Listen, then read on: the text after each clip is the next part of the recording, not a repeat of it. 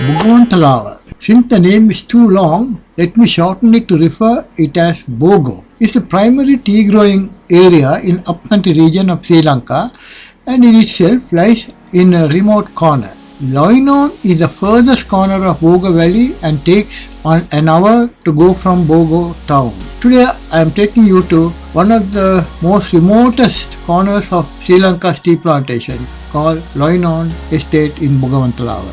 The road to Bogo goes through small towns like Dikkoy and Norwood. It can also be reached from Balangoda through another road which goes direct to the town, this town of Bogawantalawa. Those who visit Horton Plains normally take this circuitous road through the jungle. Since Balangoda town is situated close to the gem mining district of Ratnapura, people of the area use this route to travel to Bogawantalawa where there has been some gem mining going on for several years. Horton Plains, which borders Loinorn Estate, is a unique place protected by the World Heritage Organization. Enveloped by patna grass and jungles, it is a gateway for picnickers, rock climbers and nature lovers.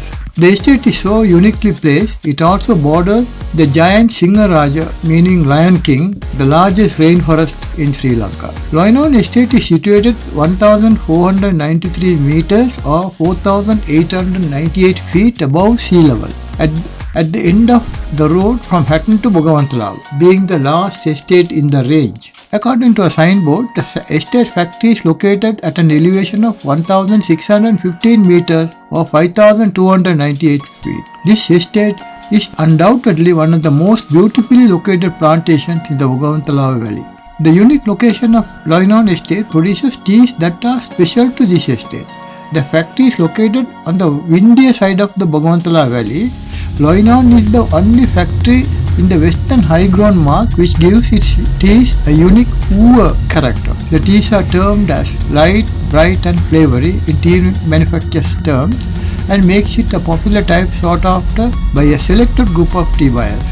In the 1890s, Loinorn Estate was owned by W.A.S. Sparling and had a total extent of 240 acres or 97 hectares. Later it was amalgamated with North Cove. At one time several other plantations, Lynsted, Eltoft, Bogawana and Bridwell were grouped, making it 960 hectares. However, at present the plantation has been regrouped to make Loinorn a manageable 338 hectares in extent. At the time of my visit, the usual road leading to Loinorn was found mostly neglected with huge potholes and damages due to a prolonged period of rain lasting over 4 months. I was fortunate to have visited the area when the day's weather was bright and sunny.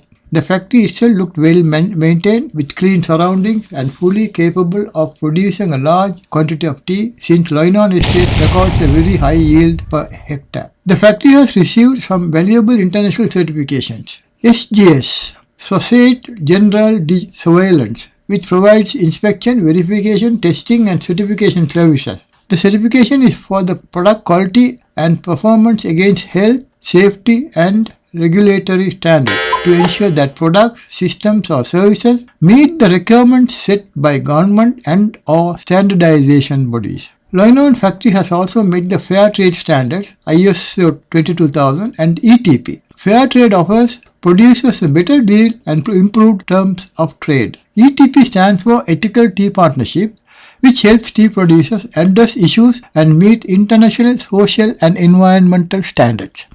ISO 22000 is a standard developed by the International Organization for Standardization. Great care has been taken in giving the factory an attractive look. As you could see, the front of the factory was different from most other factories.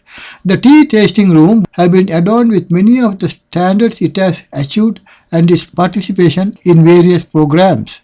Mr. Balakrishnan, the present factory officer, gave me an outline of Loinorn factory and its achievements. I remembered one of the most famous factory executives of Loinorn was Mr. Norman Garain, who served there from 1959 to 1979.